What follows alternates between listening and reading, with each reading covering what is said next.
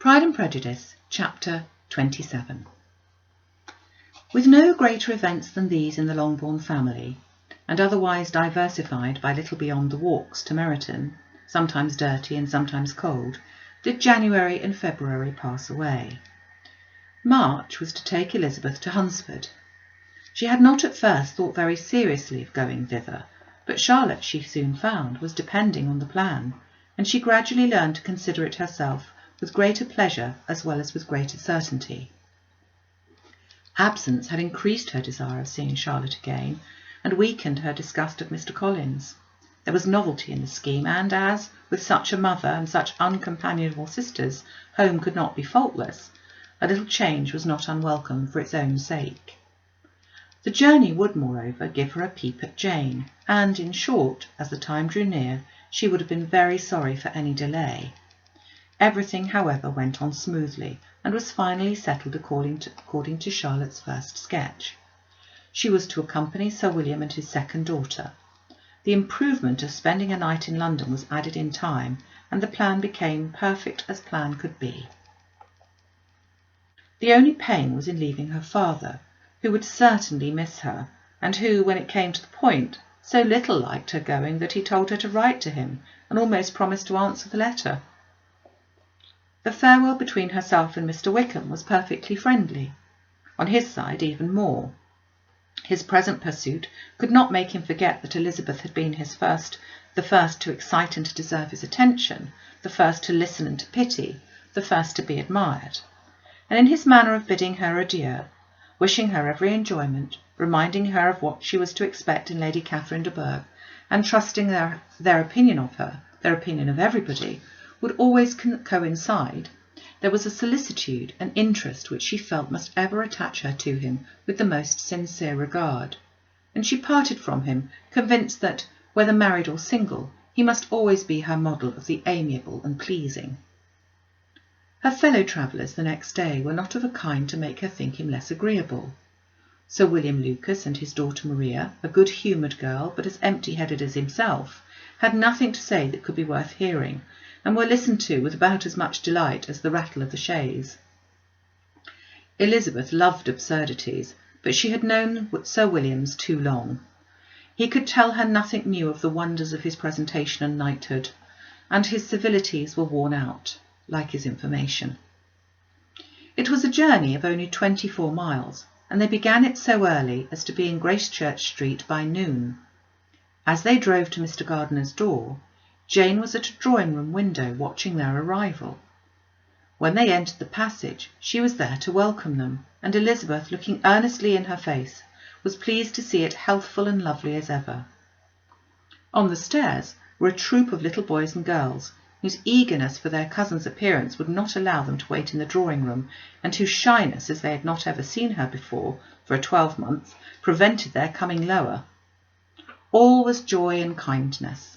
The day passed most pleasantly away, the morning in bustle and shopping, and the evening at one of the theatres. Elizabeth then contrived to sit by her aunt. Their first subject was her sister, and she was more grieved than astonished to hear, in reply to her minute inquiries, that though Jane always struggled to support her spirits, there were periods of dejection. It was reasonable, however, to hope that they would not continue long. Mrs. Gardiner gave her the particulars also of Miss Bingley's visit in Gracechurch Street, and repeated conversations occurring at different times between Jane and herself, which proved that the former had, from her heart, given up the acquaintance. Mrs. Gardiner then rallied her niece on Wickham's desertion, and complimented her on bearing it so well. "But, my dear Elizabeth," she added, "what sort of girl is Miss King? I should be sorry to think our friend mercenary." "Pray, my dear aunt, what is the difference in matrimonial affairs between the mercenary and the prudent motive? Where does discretion end and avarice begin? Last Christmas you were afraid of his marrying me because it would be imprudent, and now, because he's trying to get a girl with only £10,000, you want to find out that he's mercenary. If you will only tell me what sort of girl Miss King is, I shall know what to think. She's a very good kind of girl, I believe. I know no harm of her." But he paid her not the smallest attention till her grandfather's death made her mistress of this fortune?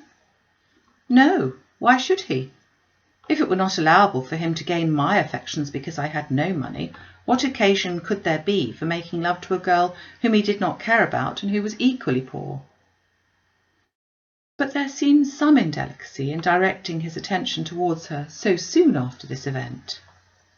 A man in distressed circumstances has not time for all those elegant decorums which other people may observe. If she does not object to it, why should we? Her not objecting does not justify him. It only shows her being deficient in something herself, sense or feeling. Well, cried Elizabeth, have it as you choose. He shall be mercenary and she shall be foolish. No, Lizzie, that is what I do not choose. I should be sorry, you know, to think ill of a young man who has lived so long in Derbyshire.